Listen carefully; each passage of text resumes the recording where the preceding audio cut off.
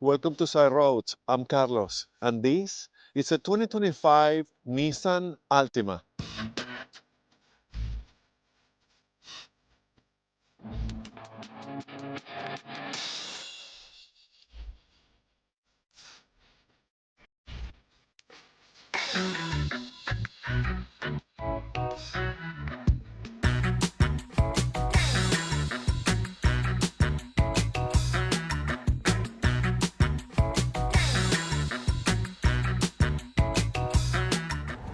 The car for this video has been kindly provided by the team at Covered Nissan. The 2025 Nissan Altima. And I do believe this is the last year of the Altima in Canada and the US. Nissan is moving away from mid-size sedans, which this is. It's just a matter of the market. So everybody's moving towards SUVs, and therefore pretty much all brands have redone the way that they approach the market with their products. So the Altima comes with a 2.5 liter four-cylinder engine that produces 182 horsepower and 178 pound-feet of torque. That's competitive average on the segment. It comes paired with CVT transmission. Is the only option here. We'll talk about that a little bit later. In Canada, it's only offered as an all-wheel drive, but in the US, you can have it either front-wheel drive or all-wheel drive. The Nissan Altima, though, competes with heavy hitters like the Toyota Camry, the Honda Accord, and I'm adding there the Hyundai Sonata. So that's also part of the mix. Those cars sells a lot of vehicles, and I think the Sentra has been falling behind a little bit, although this is a great product, at least in my opinion. So again, it's more about the market and the approach from each brand than this car being any less than the competition. Safety features for the 2025 Nissan Altima are things like Nissan Safety Shield 360, intelligent emergency braking with pedestrian detection, blind spot warning, rear cross traffic alert, lane departure warning, rear automatic braking, rear sonar system, intelligent forward collision warning, and intelligent driver alertness. Fuel efficiency for the 2025 Nissan Altima is 9.5 liters per 100 kilometers city and 7.1 liters per 100 kilometers highway, which is 27 mpg city and 37 mpg highway. Price for the Altima starts in Canada around 34,000 Canadian dollars, and the top trim goes to around 41,000 Canadian dollars. In the US, the Altima starts around 27 US dollars, and the top trim goes to around 34,000 US dollars. And because on the US you can find it with front-wheel drive or all-wheel drive, there is a little bit of extra gap on the pricing when comparing to Canada. But those are the prices, and while checking their web sites, there is very little options to be added, things like colors and a little bit of accessories here and there. So those are going to be pretty much your prices for the Altima.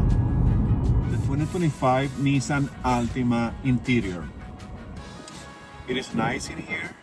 The materials are a combination of soft and hard plastic, so the top of the dash is nice and soft.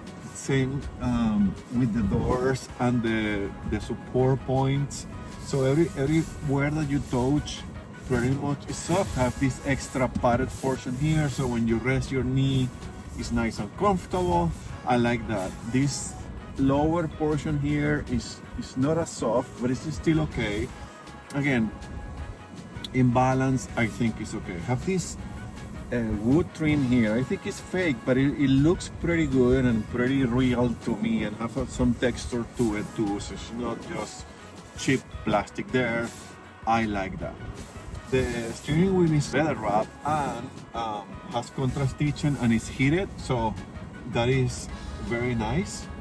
The seats are leather too and also have a little bit of contrast stitching and have perforation on them, so they are nice looking. This interior is all black, and I'm not sure if for this year Nissan has any other interior color combination. The seats are really comfortable too, typical of Nissans. The instrument cluster is a combination of analog and digital. Has a 7 inches screen in the middle, and I like the layout. They are big, you can read, they are very nice looking, and in the middle, that 7 inches has a lot of information and tells you everything that is going on with the car. So it's really good, really well thought out. The design is great. The amount of information that displays, I think it makes the car safer too. So that's a very good execution from Nissan. Then in this particular model, which by the way is a platinum model, which is a top trim in Canada, I'll let you know in the screen what is a top trim name for the US. Has this 12.3 inches infotainment screen. The rest of the lineup, I believe, has an 8 inches. So this is really nice and crisp and easy to see, and the icons are big, and you can configure when you want to see in your little sections here. So all that is pretty useful and user-friendly. It's color, of course, and it's touchscreen, so it's all nice. I have these extra buttons here, physical buttons to do some of the controls, especially the volume knob. So it is a pretty smart system there. The air conditioning is dual zone, so the passenger and the driver can have different temperatures on the car, and the knobs for the air conditioner and the controls are all physical and nice looking, and they feel high quality too, so that's cool. And the seats are heated for the front, and as I said, the steering wheel is heated too, and you control that from here. There is a wireless charging, a regular shifter, which I appreciate, 2 cup holders, and then the center console seems to be an average nice size. The glove box also has an average and nice size. By the way, the infotainment system comes with Apple CarPlay and Android Auto, both wireless, and this top trim comes with a Bose 9-speaker premium sound system. I fit behind myself on the back seat, and it's very spacious and comfortable, and there is center armrest there to add comfort. The trunk, it seems massive to me, and of course have to be pretty practical as well. And we have this regular size sun roof here. What do I think? Again, I think it remains competitive. The top trim comes fully loaded for the price that is lower than the typical or the average top trim on the class, so there is value there for you, and I think it has everything that anyone could ever need in a car. So I think Nissan is going away with the Altima in a pretty good spot. So how is to drive the 2025 Nissan Altima? Well, let me start with the cabin. It's fairly quiet in here. I like it. When you accelerate, you can hear the engine a little bit. The combination of the CVT and the engine with those 182 horsepower is a good match. The CVT managed to get everything they can from that power and that engine, so I like it. The CVT also simulates gears, so it makes it feel a little bit more like a traditional automatic transmission. I don't think regular people that gets in the Altima will notice that this is a CVT or an automatic or what the difference is, so that's a good thing. It's pretty well executed, and I've driven a Sentra already with a CVT, and it was the same case. So the calibration and the combination of the engine and this transmission is really good. The suspension is on the firm side, I would say, but comfortable. So it gives it a little bit of a, more sporty, planted feeling.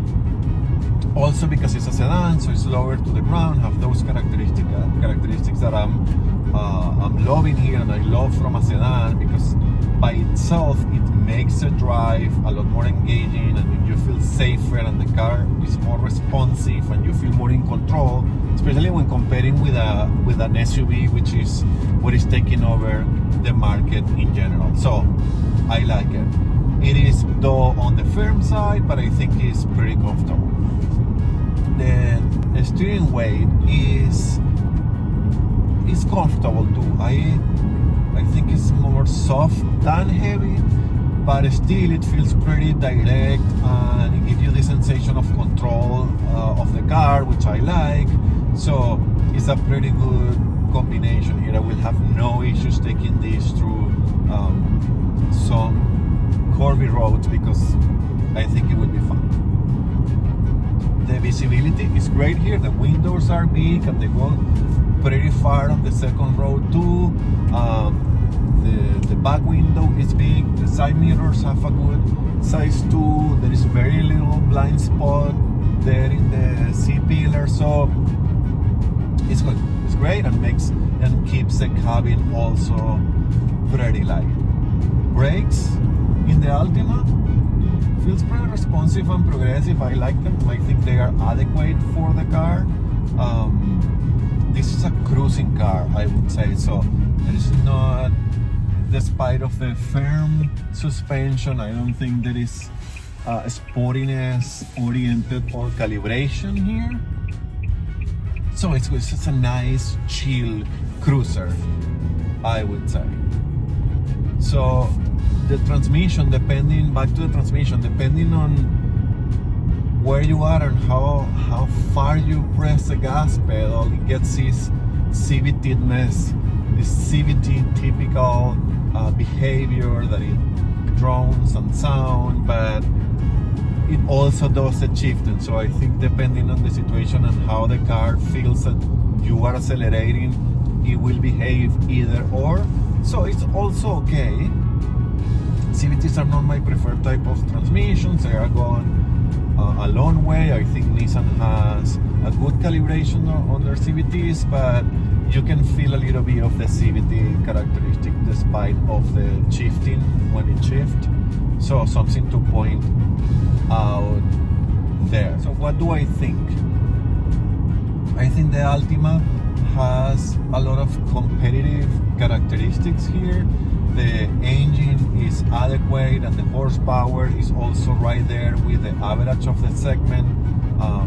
Lately, like the Accord and the Camry have come with hybrids, so that increase a little bit on the horsepower, but the previous generation had similar engines and horsepowers than this. And because Nissan is walking away from the mid-size sedan, then there is no update here, there is no hybrid, there is no, next generation Altima that we are seeing now in the Camry on the Accord. So it's not fair, it's not necessarily a one-to-one comparison here with those, but it is what it is. Those are the cars that are in the market. But the engine feels adequate. It moves the car with no issues for the size and the weight of the car. So I think anybody driving here will be okay with, will be happy, will get what somehow they were expecting to get from the Altima. So all that is good, and it's really, really chill to drive. I'm in a back road and a side road right now, and it's pretty chill, and I feels perfectly okay and perfectly adequate. I like it, and I think most of the customers will be satisfied with this car and have no issues with it. Then what I was saying about how competitive it is, well, the cabin is big, the materials are okay inside, it has plenty of elements that you will find across this segment. So it's still competitive, it's still relevant. I will say, again, Nissan maybe hold back a little because of their strategy of walking away, but as of today, this can compete in a fair game with any other sedan in the market. So if you are in the market for a mid-size sedan and you like Nissan, this used to be a pretty strong product from Nissan. Check it out. There is a huge advantage, or no, good enough advantage on price and value here, so that may lean you to Nissan, so check it out. The 2025 Nissan Sentra is maybe saying goodbye, but remains as a very competitive option in the mid-size sedan segment.